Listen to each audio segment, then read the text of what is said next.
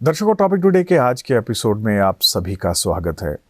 कहते हैं मेहनत कभी ज़ाया नहीं होती और मेहनत का फल ज़रूर मिलता है। आज हमारे साथ आदित्य संगोत्रा जी हैं, जो कि मिसाल हैं, जीती जागती मिसाल हैं मेहनत की। मैं आपको ये बता दूं कि यूपीएससी की लास्ट अटेम्प्ट में इन्होंने अपने गोल को जो है वो अचीव किया है। उधमपुर के पंचेरी से ताल्लुक़ रखने वाले आदित्य जी जो है पिछले 6 सालों से लगातार यूपीएससी के एग्ज़ाम्स में जो है वो बैठ रहे थे, लेकिन आखिरकार अपनी लास्ट अटेम्प्ट में जो है इन्होंने इस एग्ज़ाम को क्वालिफाई कर लिया। आदित्य जी, आपका प्रोग्राम में स्वागत है। Thank you sir. Aditya ji, program से पहले जब मैं आपसे बात कर रहा था, आपने कहा कि आपका ये लास्ट अटेम्प्ट था।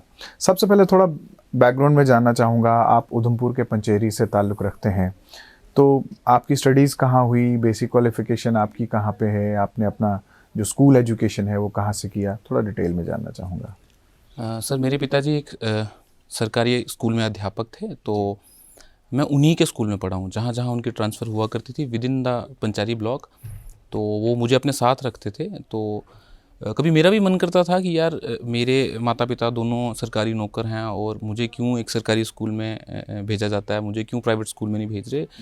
तो पिताजी का ये मानना था कि यदि मेरे खुद के बच्चे सरकारी स्कूल में नहीं पढ़ेंगे, that includes even my sister, मेरी बहन भी सरकारी स्कूल में पढ़ी है, तो मैं दूसरे लोगों को कैसे ये बोल सकता हूँ कि प्लीज़ अपने बच्चों को आप हमारे स्कूल भेजिए। तो 8वीं तक की शिक्षा मेरी जो है गवर्नमेंट मिडिल स्कूल पंचारी से ही हुई है। उसके पश्चात मैंने सर एंट्रेंस दिया ब्रह्म ऋषि बाबरा शांति विद्यापीठ का, और फॉर्चुनेटली वो मैं क्वालिफाई कर गया। इसके उसके बाद की पढ़ाई जो मैंने हायर सेकेंडरी लेवल तक है वो उस स्कूल से किया। और आफ्टर 12th सर मैं पुणे चला गया, वहाँ से इंजीनियरिंग किया Shivaji memorial societies college of engineering, वहाँ से मैकेनिकल में इंजीनियरिंग किया। और इस तरह से सर मेरा जो एकेडमिक वो था सफ़र 2012 में ख़त्म हुआ। लेकिन एक तरफ आप इंजीनियरिंग कर रहे थे, दूसरी तरफ सिविल सर्विसेज की तैयारी, ये किस तरह से और कब आपने डिसाइड किया कि आपको सिविल सर्विसेज की तरफ ही जाना है? हमारे गांव में मेरे जो नानू जी थे, जब मैं 9th में उधमपुर आया पंचारी से, तो रहने के लिए कोई सिटी में घर नहीं था, तो मैं अपने नानू के घर रहा करता था। मेरे नानू नानी और मेरे मामू मामी ने मुझे बड़ा सपोर्ट किया है पढ़ाई के लिए। तो उनके घर के बाहर, क्योंकि पानी की फैसिलिटीज़ तो गांव में तब थी नहीं, तो हम एक कुएं पे नहाने जाया करते जो एक सरकारी स्कूल के प्रीमाइसेस के अंदर था। तो वहाँ पे स्कूल का एक प्लेट थी जिस पे इनॉग्रेशन हुआ था बिल्डिंग का, डन बाय श्री बीबी व्यास। वो एक टाइम पे उधमपुर के डीसी हुआ करते थे। तो जब हम स्कूल से गुजरते थे, रोज़ उस प्लेट की तरफ मेरी नज़र पड़ती थी। मैं देखता था कि ही समबडी जिसके नाम के आगे IAS लिखा है। क्यों लिखा है, वो इंक्वायरीज, वो पूछना। देन माई नानू, he was a sarpanch, he told me he is a very big officer और he can make a lot of changes if he wants. वो बड़े अच्छे काम कर सकते हैं, तो आप भी तैयारी करो। मैं भी चाहता हूँ कि मेरा बेटा DC बने। तो बस ये घर कर गया मन में। और फिर सर कि विद द फ्लो जब हम ग्रो कर रहे थे, इतना इन्फॉर्मेशन नहीं था, नॉलेज नहीं था। किसी ने बोला इंजीनियरिंग कर लो, तो आई थॉट कि it would be a great opportunity, let's go for engineering. But after my engineering I realized कि मतलब सेटिस्फेक्शन शायद नहीं मिलेगी वो कॉर्पोरेट सेक्टर में। तो I left my job, I went to into preparation for civil services, और इस तरह से सर इट ऑल स्टार्टेड। अच्छा, देखें अगर तो आपने सरकारी नौकरी भी की, आप सेल टैक्सेस डिपार्टमेंट में भी आपने काम किया, उसके बाद एक्साइज डिपार्टमेंट में भी काम किया, तो एक तरफ से आप सरकारी नौकरी भी कर रहे थे, दूसरी तरफ आप सिविल सर्विसेज की तैयारी भी कर रहे थे। ये किस तरह से पॉसिबल हुआ? सर मेरे लिए बहुत ज़रूरी था एक नौकरी करना, क्योंकि मेरे पिताजी रिटायर हो चुके थे और बहन भी पढ़ रही थी। तो घर को एक फाइनेंशियल सपोर्ट भी चाहिए थी फैमिली को। तो मुझे लगता था कि कोई भी अगर सरकारी नौकरी मिल जाएगी तो मेरे लिए फाइनेंशियली भी अच्छा होगा, और it also will provide me some confidence. क्योंकि सर अगर मैं किसी नॉर्मल नॉन गेजेटेड जॉब का अगर एग्ज़ाम क्लियर नहीं कर पाता, तो शायद मुझ में वो कॉन्फिडेंस कभी नहीं आता कि मैं सिविल सर्विस भी क्वालिफाई कर जाऊँगा। और तैयारी के लिए sir credit goes to all my senior officers, my colleagues. उन्होंने बहुत ज़्यादा सर मुझे सपोर्ट किया है, हेल्प किया इस पूरी जर्नी में। क्योंकि ऑफिस टाइम के बाद भी हमें कई बार बैठना पड़ता था, काम करना पड़ता था, हैक्टिक हुआ करता था। बट ऐसा है कि सर कई बार मुझे कवर कर लिया जाता था। आफ्टर 4 मुझे ये बोल दिया जाता था कि ठीक है, आप जाएं, आप पढ़ें, विल मैनेज। तो उनका भी बहुत सपोर्ट रहा है सर ऑफिस टाइम में। Because of those colleagues and seniors, I think I was able to focus on my studies after office hours. अच्छा, ये बताएं कि 5 अटेम्प्ट्स जब आपकी क्वालिफाई नहीं हुई तो कहीं आपका दिल टूटा और आपको लगा कि अब तो लास्ट अटेम्प्ट है और अब या आर या पार की गेम है? सर मेरा एक मन में डर था, एक विश्वास भी था कि मैं कर जाऊंगा, बट एक डर भी था कि अगर नहीं हुआ तो क्या। इस वजह से सर मैं जनरली छुपाता था कि मैं तैयारी कर रहा हूँ। मैं किसी को बताता नहीं था कि मैं इवन जब मैं इंटरव्यूज़ के लिए यूपीएससी के जाता था तो मैं किसी से शेयर नहीं करता था कि मैं यूपीएससी का इंटरव्यू देने जा रहा हूँ। मुझे डर लगता था कि कहीं मैं हंसी का पात्र ना बन जाऊँ, कोई मेरा मजाक ना उड़ाए। तो घर पे जब बात होती थी तो मैं यही कहता था कि मम्मा को कि मम्मा इंटरव्यू तक तो मैं जाऊंगा ही जाऊंगा, मुझे कोई ताकत नहीं रोक सकती, लेकिन उसके बाद का आई कैन नॉट से लक ये वो एंड ऑल। और सर ऐसा ही हुआ। पूरे 5 साल मैं इंटरव्यू तक तो पहुंचता चला गया लेकिन वहाँ से आगे नहीं पहुंचा। बट फाइनल अटैम्प्ट में मैंने 1 साल का ब्रेक लिया, रीस्ट्रेटेजाइज किया, अपनी गलतियों को ढूंढा and then I declared openly कि हाँ ये मेरा फाइनल अटैम्प्ट है और मैं दूंगा और सबको बता के दूंगा। और आई ऑल्सो मन में ये सोच लिया था कि इस बार तो इंटरव्यू भी क्लियर करूँगा। शायद वो पॉजिटिविटी सर कहीं एक एक्स्ट्रा एनर्जी और एक एक्स्ट्रा पुश मेरे को क्रिएट करने में हेल्प मिली, जिसकी वजह से मैं फाइनली सर लाइन क्रॉस करने में सफल रहा। फैमिली का सपोर्ट तो आपको बचपन से ही था, जैसे कि आपने कहा कि आपको खुद आपके फादर जो थे वो पढ़ाते थे, लेकिन जब अब आप सिविल सर्विसेज की तैयारी कर रहे थे ऐसे में जो फैमिली का सपोर्ट था वो कैसा रहा? बहुत ज़्यादा सर। मैं यही कहूँगा कि इसके पीछे का तप जो है वो मेरी माता का है, मेरे पिताजी का है।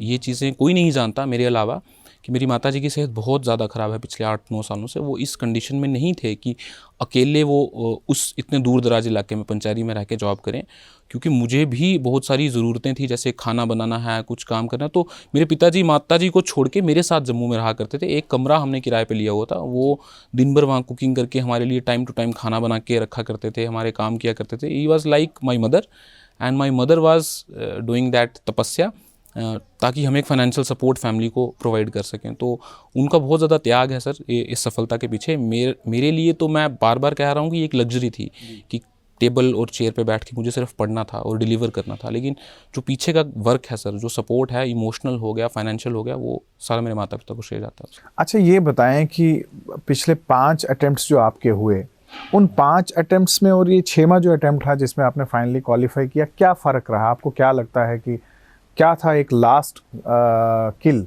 जिसमें आपने 6th अटेम्प्ट में क्वालिफाई आपने कर ही लिया?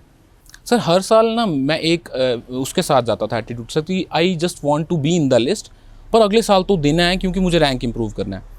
बट ये मुझे पता था कि there is no next year, last है, फाइनल है, जितना जान है, जितना ज़ोर लगा सकता हूँ लगा लूँ, क्योंकि इसके बाद मौका नहीं मिलेगा। और सर कुल मिला के 8 साल इस चीज़ को मैं दे चुका था। 8 साल मायने रखते हैं एक इंसान की लाइफ में। दोस्तों से कट चुका था, शादियों में नहीं जा पाता था, कुछ नाराज़ भी थे कुछ दोस्त, उनको लगता था कि मैं शायद उन्हें इग्नोर कर रहा हूँ। तो ये डर, कभी कभी ये प्रेशर भी सर बड़ा पॉजिटिव रोल आपकी लाइफ में प्ले कर जाता है। तो यही प्रेशर शायद मुझे एक एक्स्ट्रा माइल जो चलने के लिए प्रेरित करता रहा, वो यही सब प्रेशर था सर। अदिति जी, अगर देखें तो पहले जम्मू कश्मीर से बहुत कम लोग होते थे जो सिविल सर्विसेज के इम्तिहानात को जो थे वो क्वालिफाई करते थे, लेकिन अगर पिछले 5-6 सालों से हम देखें तो हर साल 5-6-7 लोग जो हैं वो क्वालिफाई करते हैं एग्ज़ाम को। आप मुझे बताएं कि आपने जो 8 साल की अपनी जर्नी के बारे में बताया, किस तरह से आपने सिविल सर्विसेज की तैयारी की? क्या पढ़ना ही सिर्फ एक ऑप्शन है? मतलब इस एग्ज़ाम को क्वालिफाई करने के लिए आपको इन डेप्थ नॉलेज होने की बहुत ज़रूरी है, या उसके अलावा आपकी पर्सनैलिटी डेवलपमेंट या बाकी एक्स्ट्रा करिकुलर एक्टिविटीज़ वगैरह उन सब का नॉलेज होना भी बहुत ज़रूरी है? सर मैं तो कहता हूँ एक ऑलराउंड डेवलपमेंट बहुत ज़रूरी है, because personality development is a process sir, वो एक रात में तो हो नहीं सकता। और मुझे लगता है कि जो सीरियसली सिविल सर्विसेज की तैयारी करते हैं वो अपने आप ही उनका एक मानसिक और ओवरऑल जो उनकी पर्सनालिटी है उसमें बदलाव आ जाता है। बिकॉज हम जिस तरह की किताबें पढ़ते हैं, एक नए नए विचारों से हम अवगत होते हैं, तो जानने को मिलता है लाइफ में कि वो जो एक नैरो माइंडेडनेस है वो ख़त्म हो जाती है। Person becomes very open minded जब वो इस प्रोसेस में आता है तैयारी में। और मेरे ख्याल से सर ऐसा है कि जब हम सीरियसली तैयारी कर रहे हैं तो हमें 2-3 चीज़ों पे फोकस करना बहुत ज़रूरी है। पहली चीज़ तो अपने एम बड़े क्लियर होने चाहिए कि मैं क्यों ये चीज़ चाहता हूँ। और दूसरी चीज़ फोकस। मेरा सर ऐसा था कि मैं 5 से 6 घंटे ही दे पाता था ऑफिस डेज़ पे, अदरवाइज़ छुट्टी वाले दिन तो फुल 10-12 घंटे की पढ़ाई भी होती थी। और एक्स्ट्रा करिकुलम के लिए मैं तो कहता हूँ जी सर, मैं एकेडमिक्स के अलावा किताबें पढ़ने का शौकीन हूँ, पहले भी था, मज़ा आता था। एकेडमिक्स के लिए पढ़ना यानी कि अपनी प्रेपरेशन के लिए जो किताबें हैं वो तो मतलब ऑप्शनल नहीं है, यू हैव टू, बट अपने माइंड को थोड़ा रिलैक्स करने के लिए कुछ नॉन फिक्शनल बुक्स जो मैं जनरली रेकमेंड भी करता हूँ बड़े सारे स्टूडेंट्स को, वो पढ़ता था, जिससे शायद एक एक्स्ट्रा मेरे को एक होराइज़न मेरा जो ब्रॉड हुआ उन किताबों को पढ़ने के बाद से। अच्छा, ये बताएं कि आपने सिविल सर्विसेज की कोचिंग वगैरह जो है वो कहाँ से ली? क्या आपने कोचिंग जम्मू से ली या दिल्ली से ली या कहीं और किसी और जगह से आपने कोचिंग ली? सर मैंने 2012 में जब ऑप्शनल ऑप्ट किया था फ़िलॉसफ़ी का, मेरी बैकग्राउंड नहीं थी, मैकेनिकल से मैं था, तो मुझे किसी ने गाइड किया कि mechanical would be very tough for you because ये 40 सब्जेक्ट की बात है और आपको ये एग्ज़ाम क्लियर करना है, तो एक स्ट्रेटेजिक वे में आगे बढ़ो, ऐसा सब्जेक्ट लो जिसमें आपको स्कोर अच्छा आ जाए। तो I opted for philosophy because एक एफिनिटी थी मेरी इन स्पिरिचुअलिटी से, तो शायद आई ऑप्टेड फॉर फ़िलॉसफ़ी। उसके लिए मैंने कोचिंग लिया था सर, एक ऑप्शनल की कोचिंग के लिए मैं दिल्ली गया था और 3 से 4 महीने वहाँ रहा था, but it was too expensive और दिल्ली में शायद वो वहाँ का एनवायरनमेंट मुझे इतना सूट नहीं किया, तो I came back after my coaching and spent 6-7 years in Jammu. और मैं सर प्रेफर करता था धन्वंतरी लाइब्रेरी जाना, जम्मू यूनिवर्सिटी की लाइब्रेरी है, वहाँ पे बैठ करके मैं अपनी पढ़ाई किया करता था। हम एग्ज़ाम डे प्रेशर की बात करें तो आप किस तरह से उसको हैंडल करते थे? आपकी अब बात करें तो आप एक इंस्पिरेशन बन चुके हैं और बहुत सारे स्टूडेंट्स जो हैं वो यूपीएससी का ख्वाब देखते हैं, उसके लिए तैयारी भी करते हैं, और जैसे कि आपने कहा कि एक लंबा सफ़र होता है, ऐसा नहीं है कि आपका लक जो है वो आपका इमीडिएट साथ दे, लेकिन मेहनत जो है वो ज़रूर करनी है और तब जाके आप अपनी मंजिल तक जो है वो पहुँच सकते हैं।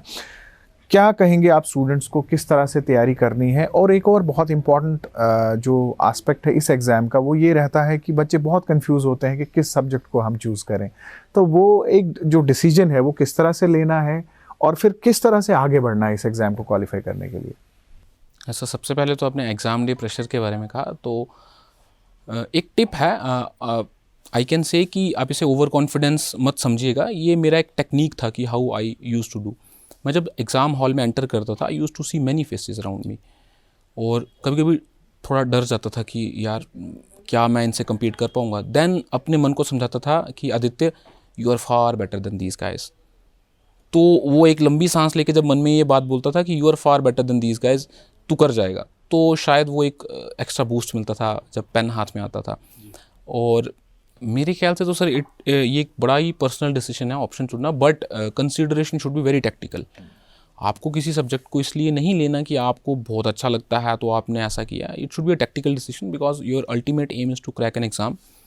आप इसको भी कंसीडर आपको करना ही पड़ेगा कि कौन सा ऑप्शनल जो है वो स्कोरिंग है, क्योंकि इस जर्नी में मुझे भी कहीं ना कहीं बीच में एक बार ये एहसास हुआ था कि शायद फ़िलॉसफी लेकर मैंने गलती कर दी, could have taken some other subject like anthropology और अदर सब्जेक्ट। बट मैं यही कहूँगा, एक आपका अपना इंटरेस्ट भी होता है, वो बहुत इंपॉर्टेंट रोल प्ले करता है, क्योंकि अगर आपका इंटरेस्ट ही नहीं है उस सब्जेक्ट में तो आप पढ़ भी नहीं पाएंगे। तो इंटरेस्ट तो बहुत ज़रूरी है, लेकिन डिसीजन शुड बी टेक्टिकल। जो स्कोर ज़्यादा दे रहा है, the subject which is fetching more marks and जो जिसका अवेलेबल है आपके पास गाइडेंस और मटेरियल, वो सब्जेक्ट ही ऑप्ट करना मेरे ख्याल से तो एक अच्छी स्ट्रेटजी रहेगी सर। मैं ये भी जानना चाहूँगा थोड़ा सा कि आपका जो इंटरव्यू हुआ वो कैसे हुआ और क्या कुछ आपसे पूछा गया, अगर आप थोड़ा सा शेयर करें हमारे साथ। सर इंटरव्यू प्रोसेस बहुत अच्छा लगता है मेरे को।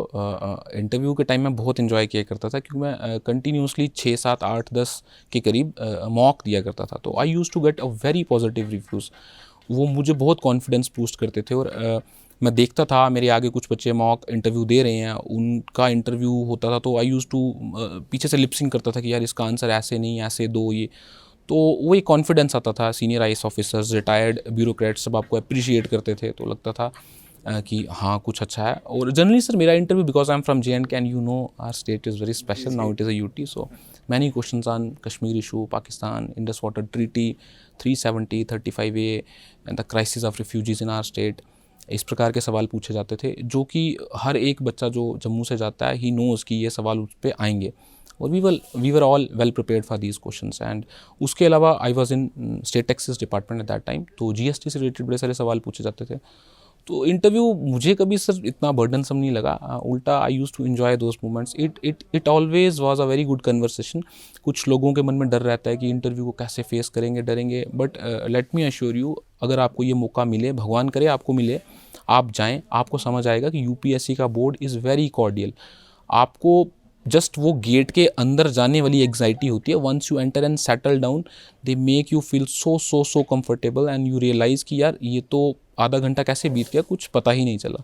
इट बिकम्स अ कन्वर्सेशन, और हमें कोशिश भी यही करनी चाहिए कि इसे कन्वर्सेशन ही रखें, इसे इंटरोगेशन ना बनने दें और संभल के जवाब दें। ये बहुत ज़रूरी है इंटरव्यू के लिए, बैलेंस्ड रहना, अपने बैलेंस्ड व्यू, बिकॉज हर किसी के कुछ ना कुछ बाइसेस होते हैं एंड आई कैन नॉट से कि somebody is totally unbiased, but एक अच्छा इंसान वही है who can set aside his biases and make very objective decisions. तो वो होना बहुत ज़रूरी है और यही एक अच्छे ब्यूरोक्रेट की रिक्वायरमेंट भी है जिसके लिए यूपीएससी खोज कर रही है। आदित्य जी, यूपीएससी के एग्ज़ाम जो भी क्वालिफाई करता है उससे मैं एक सवाल ज़रूर पूछता हूँ कि लिस्ट में जब आपका नाम आया, आप कहाँ थे, किसने आपके साथ शेयर किया और वो लाइफ टाइम मोमेंट क्या था, हमारे साथ शेयर करें। मेरा sir recently we were in training institute, हम 26 रिपब्लिक डे परेड के लिए अपने एक्साइज कंटिजेंट में मुझे कमांडर नियुक्त किया था, तो मैं वहीं से घर आया था और शायद शाम का सब्ज़ी लेने के लिए मैं बाहर जा रहा था, तो आई सडनली सॉ मेरे फ़ोन में एक वो मैसेज आया एंड नोटिफिकेशन आया। I checked, it was my result and और पहली नज़र जो सर मेरी पड़ी वो मेरे सरनेम पे थी, संगोत्रा, बिकॉज आई नो बहुत सारे आदित्य आते रहते हैं। तो then I ran up to my wife and told her, and then I called my parents. They were at Udhampur, mother was in Panchari, पिताजी पैतृक गांव जिपथाती में थे। तो then I thought it was something good कि चलो finally पापा को मम्मा को कहा कि हो गया है, I am happy. But sir I didn't realise कि ये इतना बड़ा यूफोरिया मेरे आसपास क्रिएट हो जाएगा, it will become so big.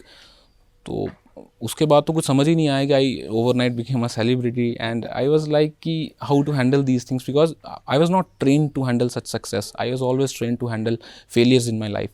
So I am trying to live up to the expectations of the people right now.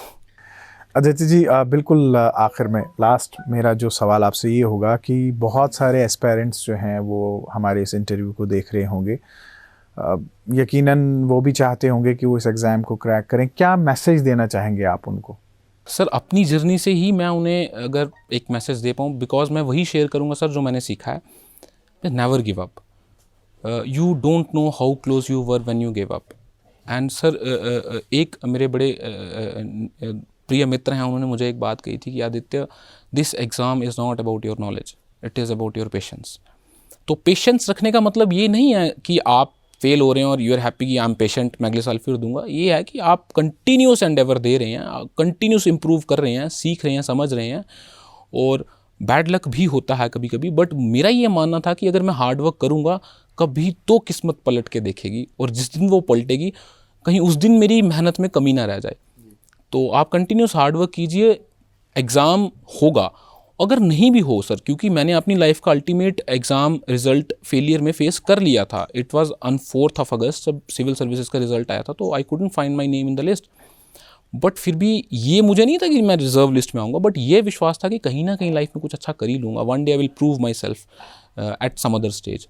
तो आई वॉज प्रिपेयर्ड कि ठीक है, गुड, अच्छी जॉब है और यहीं पे अच्छा करेंगे, कंट्रीब्यूट पॉजिटिवली अपनी स्टेट में रह के। बट भगवान को शायद कुछ और मंजूर था और रिजर्व लिस्ट में मेरा नाम आया। Very happy and very glad to today. Aditya ji, आपने अपना कीमती समय दिया, आपका बहुत बहुत शुक्रिया। धन्यवाद, थैंक यू।